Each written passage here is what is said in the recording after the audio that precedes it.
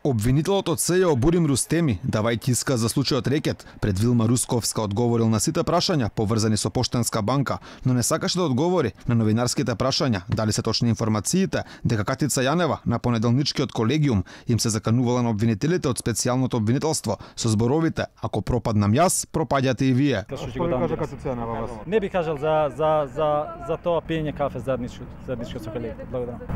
Дека сите ќе пропаднете заедно со неа, ако не ја поддржите. Нема да коментирам детали од средбата. Благодарам.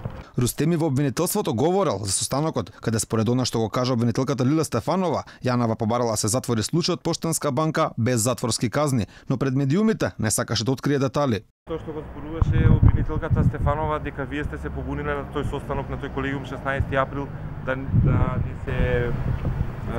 да не се прави спогодба, имало ли можности разговори за спогодба во тој случај? Јас одговорив на тоа прашање и сметам дека јасно го објаснив целиот настан и поднос на тоа прашање. Толку може да ја кажам. Обвинителот од СЈО изрази надеж дека дадениот исказ ќе помогне во расветлување на случајот Рекет, велејќи дека немал никаков притисок за што да зборува пред Русковска.